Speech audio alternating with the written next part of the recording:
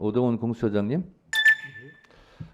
그동안 윤석열 대통령 체포 수사 관련해서 여러 가지 때로는 비난을 받고 때로는 또 칭찬도 받고 여러 가지 소회가 있을 것으로 생각이 됩니다. 그래서 위원장 직권으로 짧게 소회 한마디 할 수 있도록 시간을 드릴 테니까 한 말씀 하십시오. 네, 저희 공수처는 불법 비상계엄 사건 관련해서 법과 원칙에 따라서 성실히 수사하였고 또 윤석열 대통령을 지금 구속 기소하는데 나름 또 일정 성과를 냈습니다. 앞으로도 나머지 또 사건들에 대해서 법과 원칙에 따라서 성실히 수사해 나갈 것을 약속드립니다. 이상입니다. 네. 토론은 국민의 의원님들 빨리 오시라고 하세요. 토론 시간이 됐으니까. 3+1분으로 하고요. 그리고 토론 다 하실 거죠? 네, 그러니까 질문지 순서대로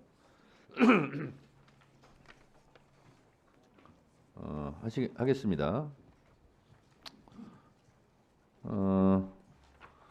국민의힘 의원님들을 제가 배려를 해서 순서지에 늦게 들어오시더라도 국민의힘 의원님들이 토론하실 의향이 있으신 분들 계시면 토론 시간을 보장하도록 하겠습니다. 먼저 서영교 의원님, 네, 토론해 주시기 바랍니다.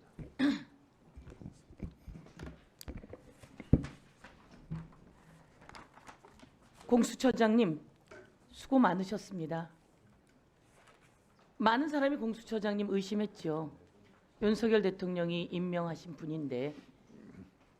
그러나 잘못한 것은 법적 처벌을 받아야 되는 게 맞지 않습니까? 그렇죠? 험한 과정 거치면서 구속영장, 체포영장이 발부되면 체포영장에 응해야 되는 게 대한민국 국민 아닙니까? 답하십시오. 네, 법원에 의해서 체포영장이 정당하게 발부되었고 우리 공수처의 수사건이나 그 체포영장 발부 과정에 대해서 또 문제 제기하는 것들이 있지만은 법원에 의한 체포영장이 정당하게 발부됨으로써 그런 부분에 대해서 시비 거는 것 자체가 법치주의를 용납하지 않는 자세라고 보여집니다. 네. 예. 저는 그런 부분에 대한 정치적인 공세, 과도한 어떤 비난은 분명히 자제되어야 된다고 생각합니다. 맞습니다. 그런데 그 법원에 의해서 정당하게 발부된 영장이고요. 아니 공수처법에 의해서 대통령에 대한 수사는 정당한 것이었습니다. 공수처법 안에 정당한 것이었습니다. 그래서 법원이 그 영장을 발부한 것이고요. 그런데 그 영장, 체포영장을 거부하는 사람이 대한민국의 조폭도 아니고 사기꾼도 아니고 대통령이었어요.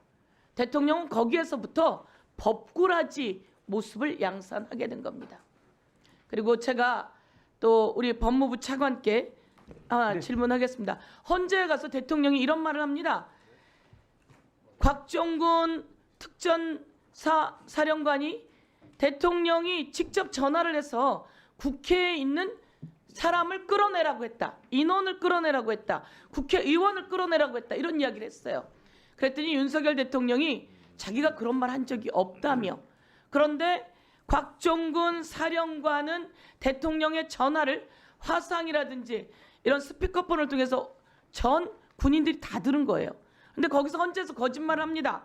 나는 사람이라는 말을 두고 인원이란 말을 쓴 적이 없습니다. 이렇게 거짓말을 했습니다.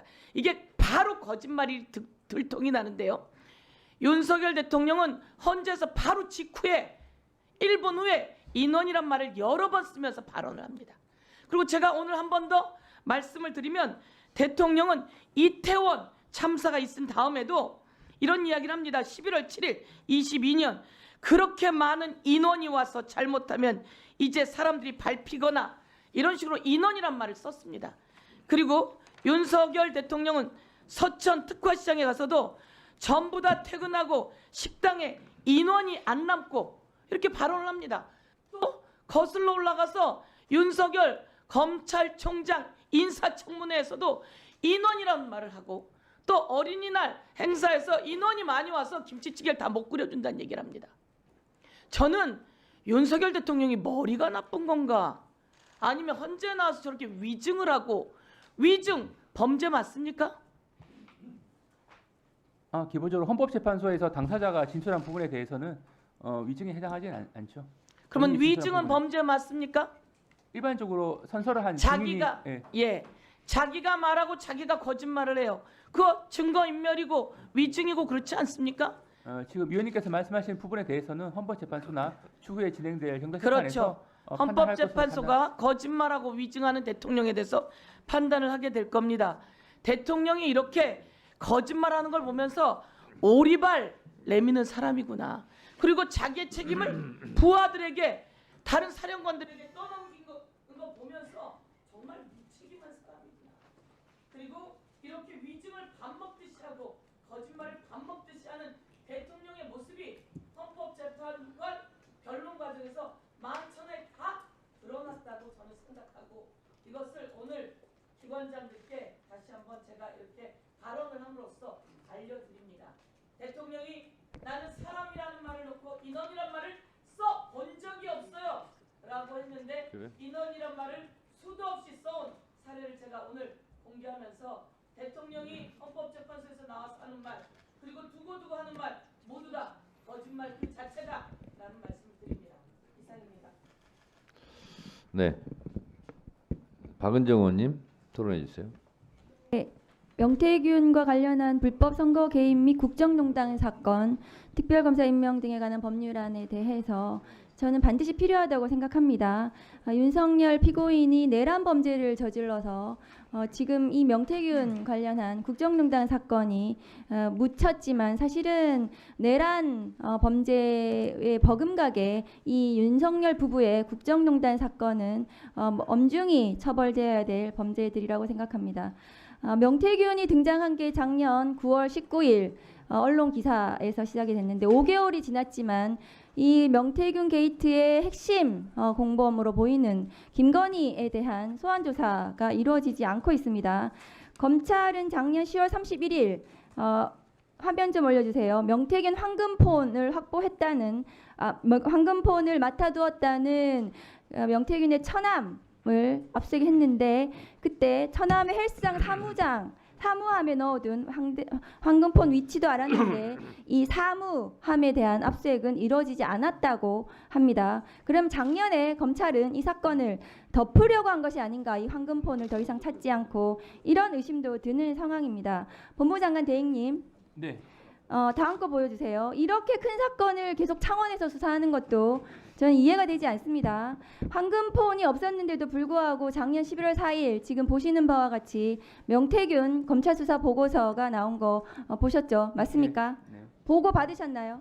당시에 이 문건을 보고받지는 않았습니다. 추후에 언론 보도를 통해서 이런 문건이 법무부는 있다는 그럼 것을 전혀 보고 안 받으셨나요? 저희는 직접 보고받은 여기에 사실이 없습니다. 김건희, 윤석열 부부와 명태균 SNS 대화 캡처가 이미지 파일 280개, 강혜경 씨 등 자택 컴퓨터에서 나온 확보한 증거가 이미지 파일이 6,892개로 언론은 보도가 되었습니다. 이 작년에 검찰 수사 보고서는 대검과 법무부에 보고가 됐을 것으로 저는 보여지는데요.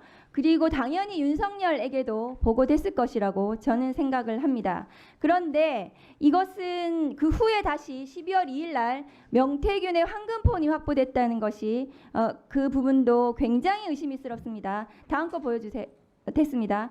그런데 명태균, 김건희 국정농단 사건의 주역은 아까도 말씀드린 바와 같이 윤석열, 김건희 부부라고 저는 생각을 합니다.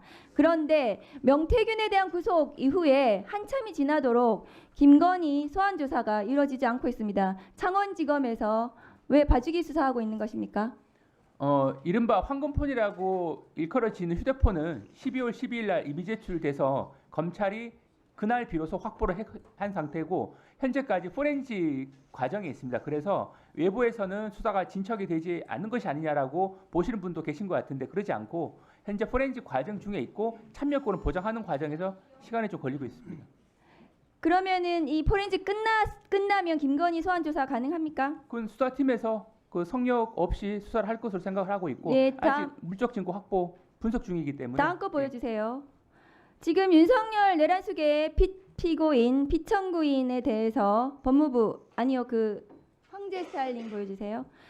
지금 윤석열 대통령 수용자잖아요. 그런데 그 머리 스타일링하고 그 장신구 시계 이런 거 착용했다는 것이 언론 보도로 드러났는데요. 이거 비용은 누가 지불하는 겁니까? 일단 어떤 예산으로 하는 거죠? 저희가 뭐 국가적으로 특별하게 비용을 지원해준 사실은 없고 아니 그러니까 법무부 교정 당국이나 그럼 경호처에서 대통령실에서 지급하는 건가요 비용을? 지금 그러니까 헤어스타일 같은 경우에는 스타일리스트가 와서 한 부분인데 그 부분은 종전에도 정치인들 같은 경우에는 저희가 이렇게 뭐 이렇게 화면에 등장한다거나 할 때는 기본적으로 정치인 누구요? 이미 복수의 사례가 있습니다. 예.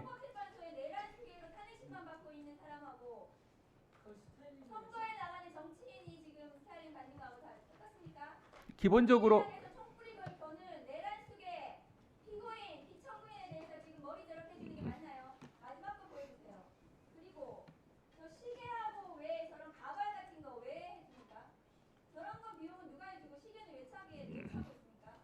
그 부분은 제가 확인할 사항이긴 한데 그 과정에 있어서는 저희가 관련 규정이라든지 철저하게 준수한 것으로 알고 있습니다. 그리고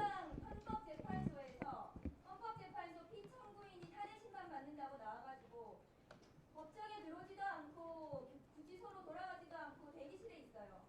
어제도 그랬습니다. 4시 이후에 증인신문 하는데도 나와 있지도 않아요. 대기실에서 뭐 하는지도 모르겠어요.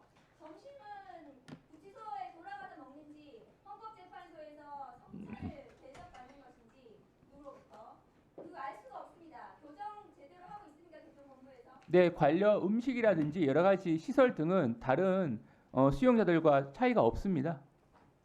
차이가 없는데 저렇게 특혜를 받는 것으로 지금 나오고 있습니까? 지금 화면에 등장하는 부분만 놓고 말씀하셔서 그렇지 일반적으로는 저희가 다른 유사 사안에서도 기본적으로 외모를 정돈한다거나 할 필요가 있다고 판단되면 저희 가발을 하고 장신구를 지금 착용시키고 저렇게 해서 나옵니까? 내란 수에 저지른 피고인에 대해서요? 네, 정리해 주시죠. 그렇게 합니까? 정리해 주세요. 네, 일단 기본적으로 유사 사례가 있다는 걸 말씀드리고 어떤 예산으로 하는지 교정본부에 교정당국에 확인해서 보고하십시오. 네. 네, 말이 나왔으니까 우리 법무부 장관 대행님 네. 지금 안 나왔어요. 그 행형 규칙이라는 게 있죠. 네네. 예. 구치소, 교도소 안에서는 누구나 똑같은 그 규칙에 따라서 적용을 받아야 되죠. 네. 다만 특수한 재수자 같은 경우는 뭐 개옥에서 1대1 개호라든가 운동이라든가 목욕 같은 경우는 1대1로 하는 것도 다 행정 규칙에 나와 있는 대로 하는 건데 어찌됐든 지금 언론에서 뭐 황제 접견이다, 황제 의전이다 뭐 이런 의혹들이 지금 제기되기 시작했어요. 그래서 만약에 그 규칙을 어기고 한다면 반드시 거기에 대한 대가를 치르게 돼 있어요. 그러니까 지금 언론이나 야당에서 제기하는 이런 문제에 대해서 혹시 그런 대우를 했다면 규칙에 어긋난 대우를 했다면 반드시 그것도 또 책임을 져야 되기 때문에 이 부분은 점검하시고 규칙에 위반되는 일이 없도록 하세요. 네, 한 가지 또 부가적으로 말씀드리면 기본적으로 교정 시설에서 이루어지는 개호라는 영역과 대통령에 대한 경호는 좀 차이가 있습니다. 그래서 물론 어떤 경우에는 중첩될 수도 있겠습니다만 엄밀히 말하면 개호가 있다고 해서 경호가 필요성이 전적으로 배제되는 영역은 아닙니다. 그래서 저희가 봤을 때는 개호가 필요한 영역이 있고 경호가 필요한 영역이 있는데 양자를 조화하는 과정에서 심도 있게 저희가 관련 규정 준수하기 위해서 노력하고 있다는 말씀을 네, 그러니까요. 현직 대통령 신분으로 구금된 경우가 없었잖아요. 그래서 구치소 교도소 안에서의 개호와 현직 대통령 신분을 유지하고 있기 때문에 받아야 될 경호와 이 경계선이 애매모호한 거 아닙니까? 그렇잖아요. 근데 상식적으로 판단했을 때 구치소 안에 있을 때는 경호할 방법이 있습니까? 원칙적으로는 개호 영역을 통해서 상당 부분의 경호의 필요성이 해소될 수는 있겠습니다만 그렇죠. 그렇다 하더라도 경호가 근데 필요한 구치소 영역이 있습니다. 밖에는 현직 대통령이기 때문에 또 경호가 필요해 보여요. 그래서 이 구분을 정확하게 해야 되고 이것이 혼재된 상태로 가면 안 된다는 거예요. 그렇지 않습니까? 그래서 그거를 만약에 그런 것이 지금 첫 사례이기 때문에 마련되지 않았다면 마련해서 그거를 적용하는 것이 맞지 않을까요?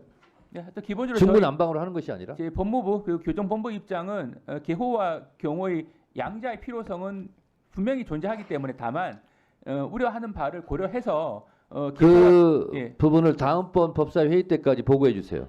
네. 어떻게 할 건지. 자, 그 다음은 부분은 이제 경호 김기표 차원에서 의원님, 가지고 있는 네, 질의해 주세요. 토론해 주세요. 네, 경기도 부천시의 김기표입니다.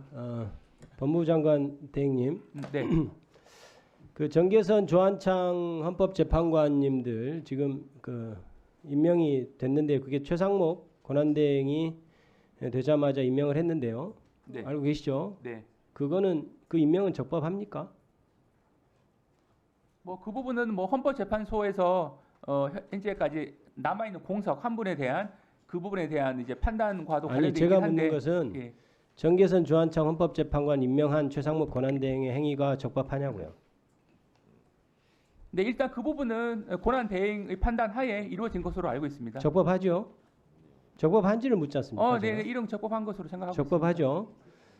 이유는 뭔가요? 적법한 이유가 뭘까요? 있습니다. 다만 이 적법성을 둘러싸고 적법성 여부를 둘러싸고는 여러 가지 이론의 여지는 있긴 있습니다. 그래서 이 부분은 차관님은 그 이론에 대해서 동의하시나요? 아니 기본적으로 헌법재판소에서 마은혁 후보자에 대한 아니요, 제가 묻는 것은 정계선 조한창 재판관을 묻고 있잖아요. 네네.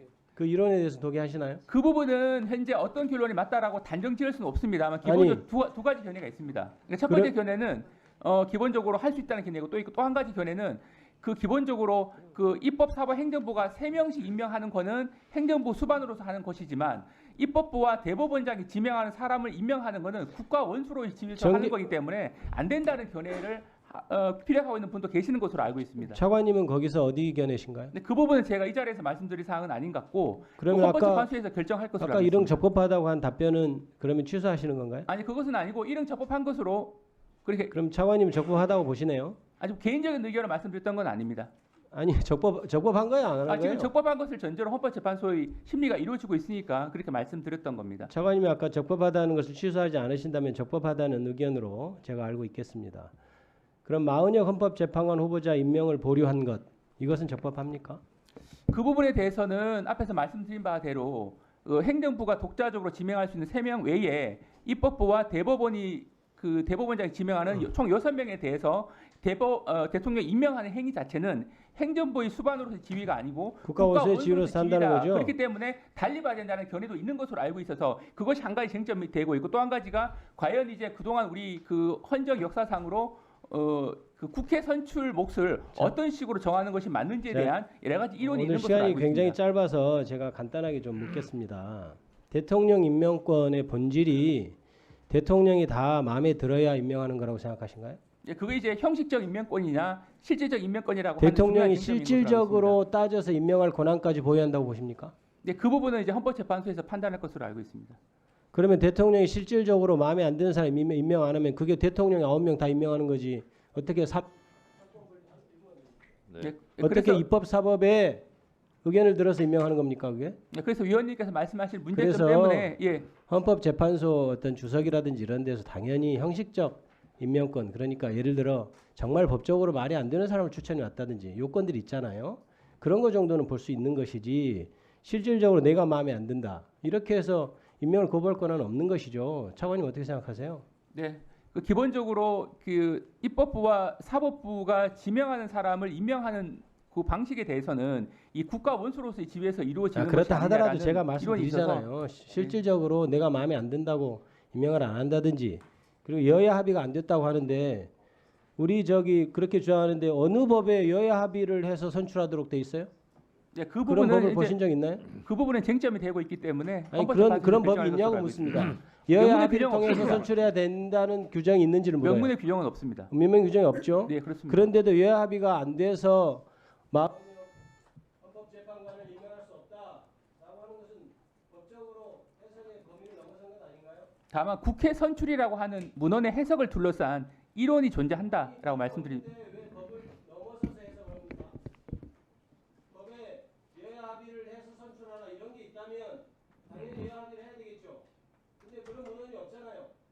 선출한 사람 임명하도록 되는데 왜 갑자기 어느 누가 나타나서 여야 합의가 있어야 한다고 법에도 없는 규정을 들이댑니까?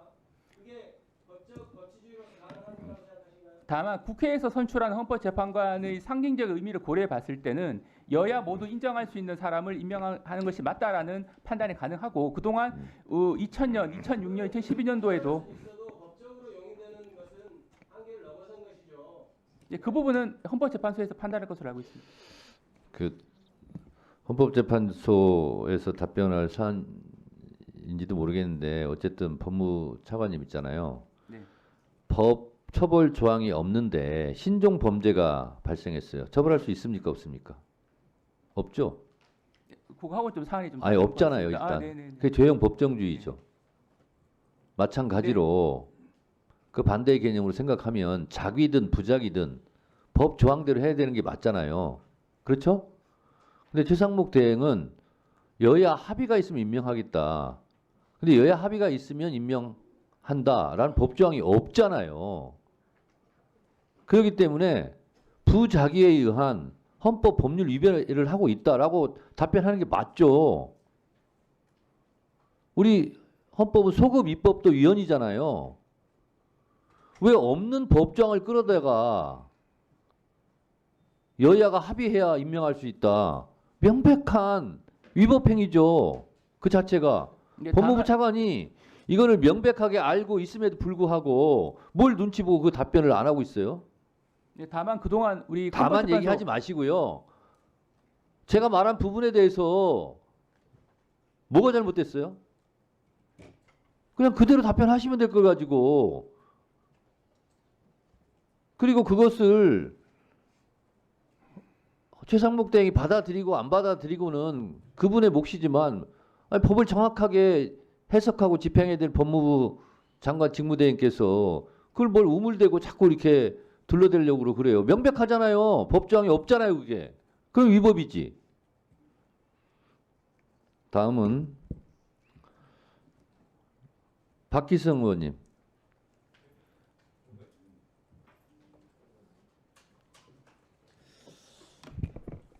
남원장 수임 수장 국회의원 박기성입니다. 먼저 법원 행정처장님께 좀 묻겠습니다. 서부법원 침탈 사태로 이제 많은 구속영장이 청구됐고 지금 기소가 됐죠. 예. 예. 지금 어떻습니까? 지금 서부 법원 지금 피해 회복 상황은 어떻습니까? 뭐 기소된 건 재판을 통해서 해결하겠지만, 네네. 재판 절차라든지 뭐 일단 두 가지 기물 파손된 물적 거- 시설 측면에서는 잘 아시는 바와 같이 그날 상당한 피해를 입어서 네. 계속해서 복구 작업을 하고 있습니다. 네네. 그리고 무엇보다 더 큰 부분이 지난번에도 말씀드린 바와 같이 그로 인한 법원 구성원들의 심리적인 어떤 트라우마 이런 부분들 그런 부분들이 혹시나 재판이나 또 이제 사업 민원 서비스 제공함에 있어서 어떤 문제점이 없을지 그래서 저희들이 이제 심리 상담 치료 프로그램도 계속 작동을 하고 있습니다. 그렇지만 모두가 이제 법치주의를 그 서부 법원에서 구현하겠다는 그런 일념으로 정상적인 재판 그리고 정상적인 사법 서비스 제공이 이루어지고 있는 것으로 알고 저희들도 행정처에서도 최선의 지원을 다하고 있는 상황입니다. 지금 그 법원 외벽 부서지고 이런 것들이 지금 아직 그 자재가 확보가 안 돼서 아직 수리가 안 되고 있다고 들었는데 어떻습니까? 예, 그런 어려움이 있지만 저희들이 최대한 인적, 물적 그리고 이제 자금적인 지원을 하고 있는 상황입니다. 지금 뭐 여당 의원들이 지금 출석을 안 하셨지만 그 지난번에도 여당 의원 중에서도 법원 경찰대 창설에 대해서 물으신 분도 있었고 저도 질문을 했었는데 향후에 이제 이러한 어떤 법원이 그동안 이제 베일에 쌓여 있고 사실은 뭐 자체적으로 우리 이제 법정 위주로 이렇게 방어 개념이 있었는데 이제 법원의 속사정이 이제 다 드러났기 때문에 이제는 법원을 공격하는 사람들이 더 늘어날 수도 있을 것 같습니다. 그래서 향후에 지금 법원 직원들이라든지 법원 시설을 보호하기 위한 경찰대 설치 이런 거에 대한 지금 논의가 어떻게 되고 있는지 궁금합니다. 말씀 좀. 예, 저희들은 이번 일이 시작이 아니라 마지막이기를 정말로 바라고 있고 그래서 그런 고민을 할 필요가 없는 그런 세상이 오기를 바라고 있습니다. 그렇지만 그럼에도 불구하고 우리가 이제 그와 같은 만발의 조치를 취해야 된다라는 위원님의 지적에 대해서는 전적으로 공감하고 종합적인 대책을 지금 준비 중에 있습니다. 예. 그래서 어쨌든 특히 또 법관들이 이제 낮에도 근무하지만 당직 쓰신 분들은 밤에도 영장 업무를 하지 않습니까? 예. 특히 또 영장 관련된 경우에는 인신 구속이 관여되기 때문에 굉장히 그 당사자라든지 또 가해하려는 사람이 있을 수가 있는데 그런 부분에 대한 예. 어떤 개호조 예. 보호하는 조치라든지 이런 것들도 꼭 필요하다고 보입니다. 그렇게 하도록 준비하겠습니다. 예. 예, 감사합니다. 네, 수고하셨습니다. 다음은 김영민 의원님. 네, 남양주병 김영민입니다. 법무부 차관님, 네, 네, 12월 10일 날 명태균 씨의 황금폰이 압수가 됐어요. 알고 계시죠? 네, 네. 근데 그 이후로 황금폰과 관련된 수사가 거의 진행이 안 되는 것 같습니다. 지금 디지털 포렌식에서 분석 중에 있고. 분석 중이에요. 예. 자, 지금 창원지검에 파견됐던 검사들이 상당수가 복귀했다는 얘기가 들리는데 복귀한 거 맞습니까? 아닙니다. 그 상당 부분은 계속 남아 있어서 파견 네. 연장을 통해서 계속 수사를 하고 있습니다. 네, 몇 명이 파견됐고 몇 명이 복귀했는지 체크해서 따로 예, 보고하십시오. 예, 그렇게 하겠습니다. 네. 그 내란 특검법에 대해서 그 저기 최상목 권한대행에게 제의 요구해야 됩니다라고 건의했어요, 안 했어요? 그 부분은 이 정부 국무위원 등을 비롯해서 답변 빨리 하십시오. 예, 여러 위원님들 의견을 모아서 종합적으로 결론 내린 것으로 아니 말씀드릴 법무부 수 있습니다. 차관이 건의했냐고요? 구체적으로 제가 어떤 내용으로 건의했다라는 거는 말씀드리는 거는 맞지 않는 것 같습니다. 왜 얘기를 못 합니까? 건의 안 했다는 얘기네요. 그렇게 이해하겠습니다. 건의했으면 건의했다고 하지 왜 얘기를 못해? 그 전에는 건의했다고 다 얘기해놓고 왜 이번에만 건의했다고 얘기를 못 합니까? 아니, 건의 안 구체적- 했으니까 그런 거죠? 아닙니다. 기본적으로 자, 문제점에 그리고- 대해서는 다 말씀을 드렸고 건의 안 했잖아요. 그런데 제의하라고 맞죠? 아닙니다. 그렇진 않고 그럼 건의했습니까? 문제점에 대해서는 제의 지적을 요구 했습니다. 하셔야 됩니다라고 건의했어요. 그러면 문제점에 대한 지적을 했고 제의 요구 결정 자체는 제가 결정 네. 단독으로 할 수 있는 건 아니기 때문에 네. 여러 PPT 의사를 모아서 보여주시죠. 한 것으로. 그 부분은 더 확인해 보겠습니다. 함부로 거짓말하시면 안 됩니다. 자, PPT 보여주세요. 마은혁 헌법재판관 미임명에 대해서 지금 권한쟁의 심판 중이잖아요. 맞습니까? 네. 근데 최상목 권한대행이 이런 얘기를 해요. 위헌 결정이 나오더라도 곧바로 임명하지 않고 법무부와 법제처와 추가 검토를 하겠다. 법무부가 이거 추가 검토할 권한이 있나요? 뭐 기본적으로 추가 검토할 겁니까? 요거 오면? 아직 구체적인 사안에 대한 결정이 이루어지지 않았기 때문에 거기에 대해서 그걸 전제로 말씀드리는 건 맞지 않습니다만 기본적으로는 네. 이 법무부의 위치라는 것이 어떤 국정 운영에 있어서 권한대행이 이렇게 법적인 얘기했는데 검토 안 할 거예요? 법적인 측면에서 조언을 할 수 있기 때문에 네. 필요한 하지 부분에 대해서 마십시오. 할수 있다고 그런데 하면 안 보입니다. 됩니다. 다음 페이지 보여주시죠. 헌법재판소법을 좀 보면서 얘기하십시오. 헌법재판소법에 뭐라고 돼 있어요? 권한쟁의 관련해서 헌법재판소가 66조 2항입니다. 헌법재판소가 부작위에 대한 심판 청구를 인용하는 결정을 한 때에는 피청구인은 결정 취지에 따른 처분을 하여야 한다. 법무부한테 물어봐서 한다가 아닙니다. 법제처에 물어봐도 안 되고 해야 됩니다. 이게 안 읽혀요? 해석이 안 됩니까? 그 다음 뭡니까? 67조 결정의 효력. 헌법재판소의 권한쟁의 심판의 결정은 모든 국가기관, 지방자치단체를 기속한다. 법무부도 기속되죠? 네, 그렇습니다. 예. 예. 조언하지 마시고 바로 임명해야 됩니다. 다만 여기서 말씀하신 조언이라고 하는 것은 일부만 결정이 더 주시면 어떤 내용의 마무리하겠습니다. 결정이 이루어지 알 수 없기 때문에 여기에 대해서 지금 말장난하지 마시고요. 헌재에서 인용했으면 바로 곧바로 임명해야 된다고요. 지금 명확하잖아요. 법조문상. 그 권한 대행의 네, 취지는 그만 말씀하십시오. 그 법원행정처장님, 지금 예. 제가 얘기한 말씀드린 이 해석이 무리한 해석입니까? 위원님의 취지는 충분히 이해하겠습니다. 다만 이제 이런 부분에 대해서 여러 가지 이제 논란이 이루어지고 있기 때문에 저희들 입장에서는 지금 모든 곤란하시다는 사건들이 거죠? 재판 중에 있는 사안에 대해서는 법원의 법칙에 따라 잠깐 예. 바꿔볼게요. 대법원에서 어떤 판결을 내렸어요. 그 대법원의 판결을 국가기관이 따라야 됩니까? 따르지 말아야 됩니까? 따라야 됩니다. 당연하죠. 헌법재판소가 결정하면 따라야 됩니까? 따르지 말아야 됩니까? 따르는 것이 필요하다라고 헌재 측에서 입장을 밝힌 것으로 알고 있습니다. 네. 법원행정처도 따라야 된다는 입장을 밝힌 것으로 이해하겠습니다. 법무차관, 네. 지금 이런 거 가지고 말장난하시면서 국민들을 혼란스럽게 하면 안 되고요. 이런 부분은 명확하게 정부 입장을 얘기해야 됩니다. 따라야 합니다. 이렇게 답변을 하셔야죠. 말씀해 보시죠. 따라야 합니까?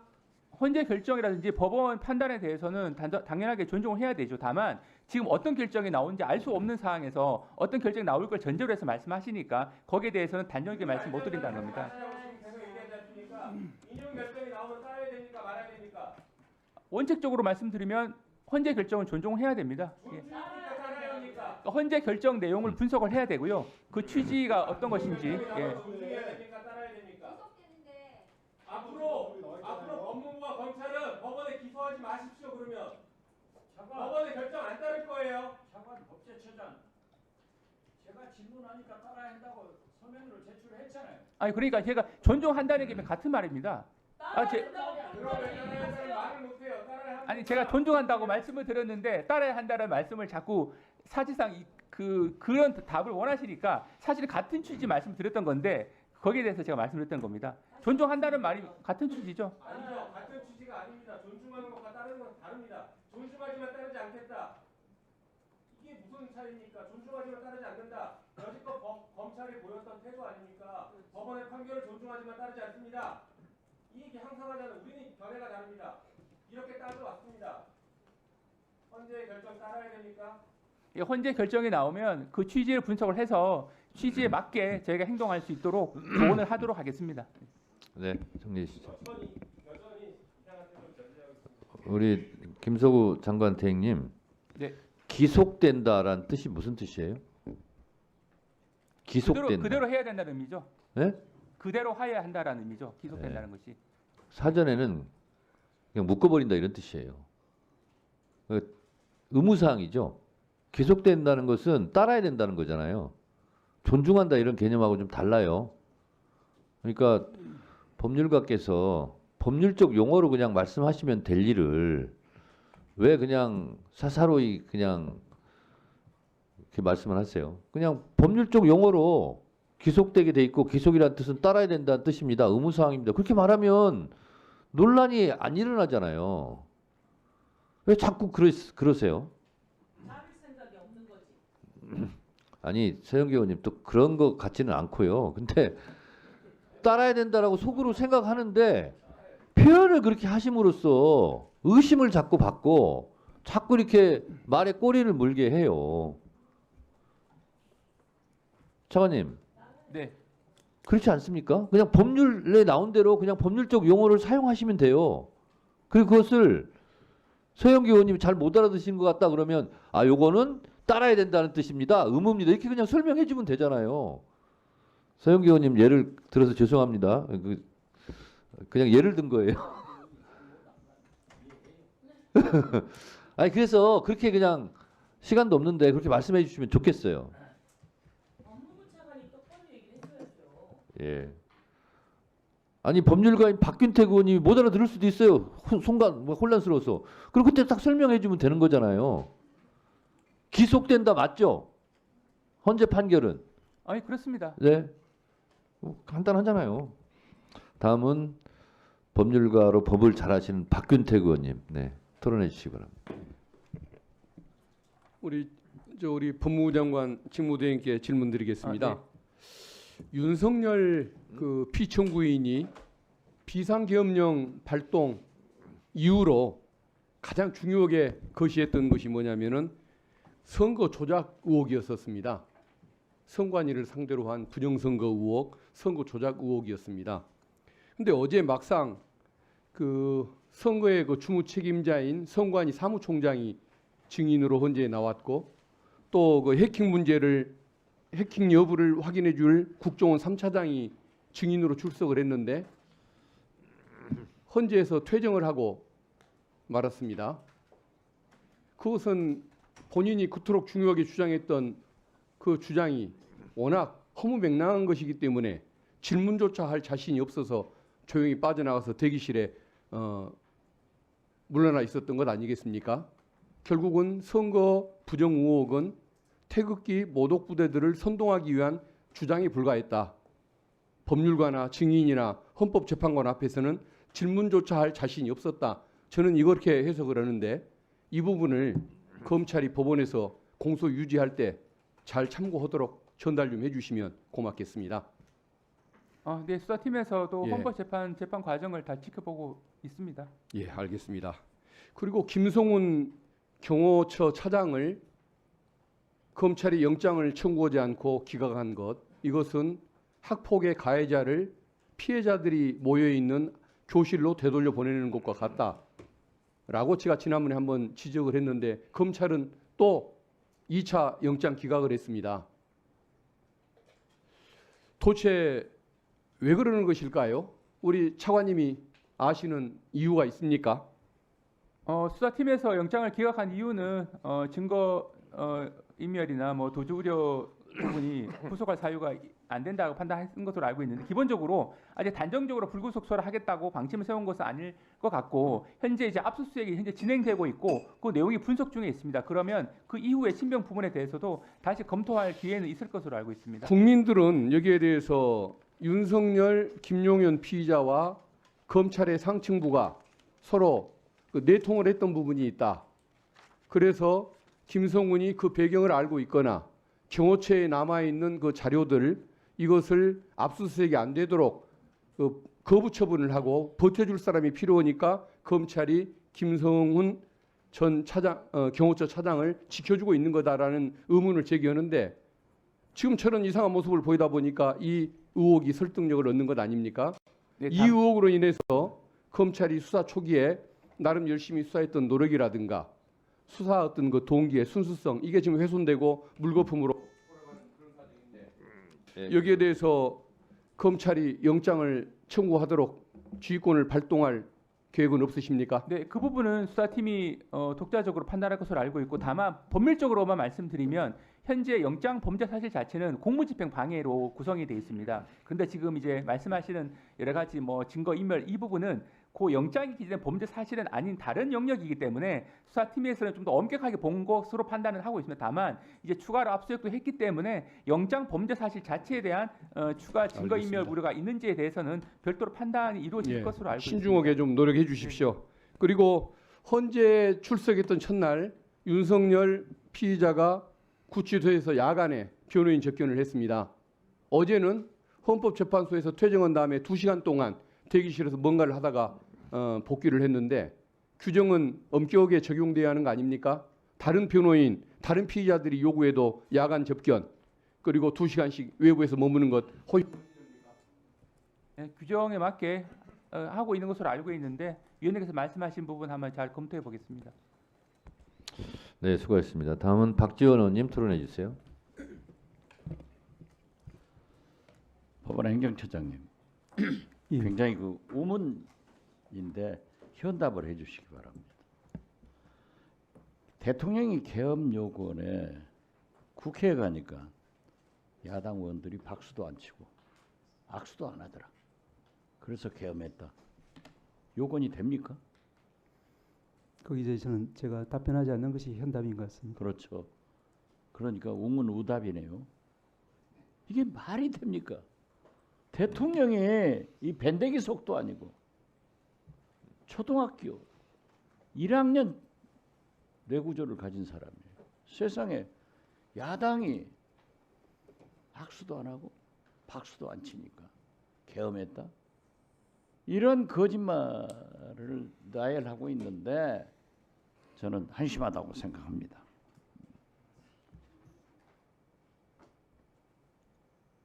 법무차관. 네.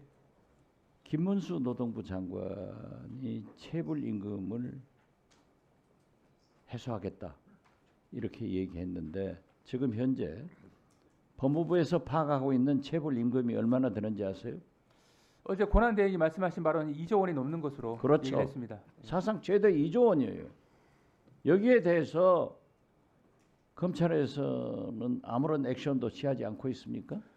이 부분은 사실 저희가 작년부터 검토를 하고 있는 게 뭐 노동법원 설치와 관련된 부분이긴 한데 현재 지금 근로자들이 임금을 받지 못하게 될 경우에는 노동관소에 진정을 제기하는데 이게 이제 어느 순간부터 형사사건으로 되다 보니까 형사사건으로 끝나버리고 돈을 못 받는다. 그러면 이 부분을 어떻게 해결할 것인가가 이제 법무부에서 중요한 제도 개선 과제 중에 하나로 돼 있어서 체불임금을 어떻게 해결할 것인가에 대해서는 현재 검토 중에 있어서 한번 현명한 그 방안을 찾아볼 수 있도록 노력하겠습니다. 언제까지 검토하면은 노동자는 기다리다가 죽는 거 아니에요?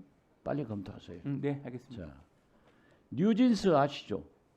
요즘 유명한 네네네. 아이돌. 예. 뉴진스 알아요? 아, 네. 예, 거기에 하나가 불법 체류자가 돼가지고 쫓겨나게 생겼어요. 파악하고 있어요?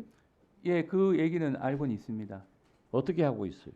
그래서 그 부분에 대해서는 현재 제가 실무진에서 검토를 하고 있는데 저도 한번 잘 살펴보도록 하겠습니다.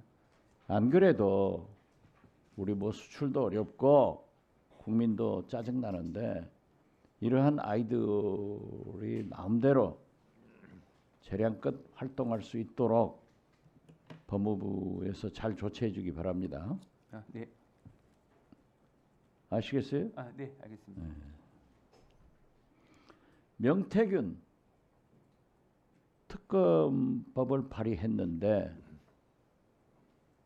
담당 장관으로 대행한테 또 거부권 행사하라고 하겠어요? 공표하겠어요? 이 부분 현재 법안을 검토 중에 있습니다. 다만 기본적으로는 차원에서 명태균은요, 제가 만나본 뉴스타파의 봉지욱 기자, 주진우 라이브의 주진우 기자는 그분들이 다 가지고 있어요. PC 포렌식 한 것, 황금폰 내용을 다 가지고 있는데 명태균 씨 스스로가 뭐라고 하냐? 집권 여당의 대통령 후보들은 자기가 빗자리로 다 쓸어버리겠다. 그리고 자기 옆방에 1호로 구속될 사람이 오세훈 시장이다. 이런 얘기를 하고 있어요. 그리고 윤석열 대통령과 김건희 여사의 선거 개입 문제가 적나라하게 나오고 있어요. 그래서 제가 주진우 기자, 봉지욱 기자를 만났어요. 그런데 그 내용을 듣는데 왜 그런 보도를 하지 않느냐라고 했더니 지금은 윤석열 타임이다. 국민들이 혼란스러우니까 곧 한다. 과연 언론에 의해서 이러한 것이 밝혀지는 게 좋아요? 특검 수사로 밝혀지는 게 좋아요? 밝혀져야 될 것 아니에요? 그렇잖아요? 네, 그래서 현재 창원지검에서 그 부분에 대해서 수사를 하고 있는 상황입니다. 창원지검에서 검사 11명이 해도 지금 진전이 없어요. 눈치만 보고 있단 말이에요. 간보기만 한단 말이에요. 그러니까 제가 늘 한 게 정치는 생물이고 검찰은 괴물이다. 지금 괴물 노릇 하고 있는 거야. 윤석열이 돌아오면 안 하겠다. 이게 말이 되냐?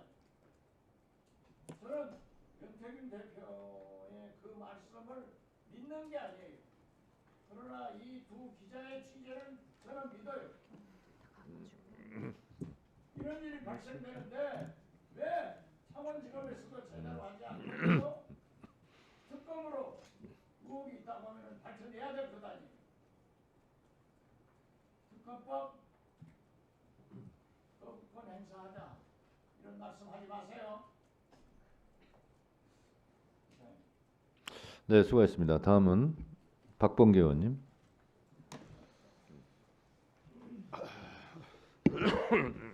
잠깐만. 예. 네, 우리 차관대행님, 차관대행이 아니구나. 장관대행. 네. 그 뉴스타파가 보도했던 그 창원지검 네. 명태균 그 수사 보고서를 받아보지 못했다고 그랬죠. 네, 그렇습니다. 네, 네. 내용은 조금 알고 있었죠. 내용은 뉴스타파 보도 이후에 비로소 알게 됐습니다. 구체적인 내용은. 네. 그래요. 네. 그 당시 대행 아니었어요? 뉴스타파 보도가 될 때 작년 11월 달에 어땠습니까? 11월 4일 날 그때는 수사보고서- 차관이었죠? 그렇습니다. 예, 예.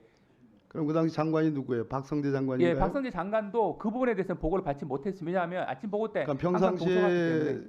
지금 대행을 하고 있는데 법무부가 그렇게 중요 사건에 대해서 요지라도 이렇게 보고를 받지 않아요? 대략적인 요지에 대한 보고를 받습니다만. 근데 왜 그것만은 예외예요? 11월 4일자 수사 보고서 그것만이 내용 자체에 왜 요거 너무 말을 빨리 하지 좀 마세요 좀. 내가 헷갈려요. 예? 그렇게 좀 천천히. 근데 왜 그것만 보고를 안 받았어요? 유독 그것만 왜 시치미를 톡 떼요? 11월 4일자 수사 보고서는 굉장히 상세한 내용의 수사 자료입니다. 이와 또 같은 말을 또 다변으로 또 희석을 시키네. 예, 상세한 내용의 수사 보고서를 평소 나도 장관 해봤지만 요지는 보고 받지 않습니까? 예? 구체적인 내용은 아니더라도. 그리고 지금 차관도 인정을 했어요. 근데 왜 그 명태균 게이트가 활활 불이 타는 그 시점에 그 중요한 취임에 의해 대통령과 명태균, 대통령 부인과 명태균, 예? 남쪽으로 가는 꿈을 꿨는데 거기 가지 말라고 했던 그 어마어마한 내용이 들어가 있는 내용. 왜 그것만 요지를 보고받지 않았다고 이렇게 시치미를 뚝 떼요? 시치미를 떼는 것이 아니고 아니에요? 실제로 그 내용 자체를 보고받지 그럼 못했습니다. 창원지검에서 일부러 법무부에 보고하지 않았다 이런 얘기예요? 그것은 아니고 예. 기본적으로 수사 과정에서 생성되는 그런 수사 보고서 같은 세세한 문건들을 일일이 보고를 하지는 않습니다. 다만 요지를 지금 말하는 거잖아요. 요지조차도 지금 보고받지 않았다고 지금 얘기하는 거 아니에요? 요지에 대해서는 이 창원지검 수사팀이 예. 소위 총장이나 혹은 법무부에 보고가 제한될 수도 있는 특별수사팀입니까? 그거 아니죠? 그렇습니다. 예, 아니죠? 네네네. 다만 11명으로 수사진을 보강했을 뿐이죠. 네네. 보고받지 않았다고 하는 게 수상하다 이 말이에요. 그럼 네. 지금 우리 대행은 창원지검에서 이 명태균 게이트와 관련된 이 황금폰과 관련된 수사와 그 내용을 보고받을 의지가 있어요? 당연히 실체적 진실 규명을 위해서 필요한 부분에 대해서 이거는 보고받겠다. 이제 문제가 되니까. 그런데 그 당시에 제가 말씀드리는 것은 모순된다고 생각하지 않아요? 아니 제가 이제 설명을 드리면 그래서 특검을 해야 되는 거예요. 내가 오늘 아침에 20억 차용증이라는 제보도 받았어요. 20억 차용증. 알겠어요? 너무 엄청난 얘기라 내가 여기서 다 말을 못 하겠어요. 예. 운전면허증을 첨부했다는 거예요. 카피해서. 차용증, 주민등록번호, 전화번호. 수사할 거예요, 안 할 거예요? 필요한 부분에 대해서는 당연히 수사를 하죠. 예. 검찰이 수사 제대로 못한다고 국민들이 그렇게 생각하고 있고 수사할 의지가 없다고 생각하고 있고 내란이 벌어지자 명태균은 사라졌어요. 창원지검은 사라졌어요. 황금폰도 사라졌어요. 포렌식을 무슨 한 달 동안 해? 왜냐하면 무슨 포렌식을 한 달 동안 해요, 그래? 피해자도 참여를 하기 수사할 때문에 거예요? 계속 수사를 하고 있습니다. 앞으로도 할 예정이 있고 필요한 내용에 대해서는 수사를 보호받고 있습니다. 중요한 사건에서 받도록 하고 있습니다. 그럼 그 수사보고서 작년 11월 4일에 만들어진 그 수사보고서는 중요 사건이 아니어서 보고받지 않았다는 거예요? 개략적인 내용의 보고를 받지 아닙니다. 세세한 내용에 대해서 그런 식의 보고는 받고 있지는 않습니다. 수사 보고서 문건을 예. 아니 노선인지 타협의 부정의 노선인지 잘못하면 이 내란 행위에 다 휩쓸려 갑니다. 기본적으로 수사 과정에서 생성되는 문건에 대해서 일일이 다 보고를 받지는 않습니다. 다만 일반적인 내용을 보고받을 수는 있는데 당시 상원팀에서는 계속 수사를 하겠다라고 해서 저희가 보고한 정도지 구체적인 이런 내용이 있다라고 세밀하게 그렇게 보도된 것 같은 내용을 하지는 않았습니다. 네. 수고하셨습니다. 저도 잠깐 토론 좀 하겠습니다. 법원행정처장님, 예. 법대로 그냥 말씀해 주시면 좋겠습니다. 헌법재판소법 제67조 1항 헌법재판소의 권한쟁의 심판 인용 결정은 모든 국가기관과 지방자치단체에 기속한다 이렇게 돼 있습니다. 그러면 헌재에서 권한쟁의 심판 과정에서 인용한 것은 모든 국가기관이 받아들여야 됩니까? 안 받아들여도 됩니까? 예, 기속이라는 것이 법적으로 따를 의무가 있다라고 판단하기 때문에 따르는 것이 맞다고 생각합니다. 네. 기속 행위라는 것이 재량 행위의 반대말인 건 알고 계시죠? 예. 그렇기 때문에 재량으로 하고 안 하고 문제가 아니라는 거죠. 예. 기속 행위고 이거 마치 과세 징수처럼 세금 내고 싶은 사람이 별로 없을 거 아니에요. 근데 강제로 징수하는 거 아닙니까? 예.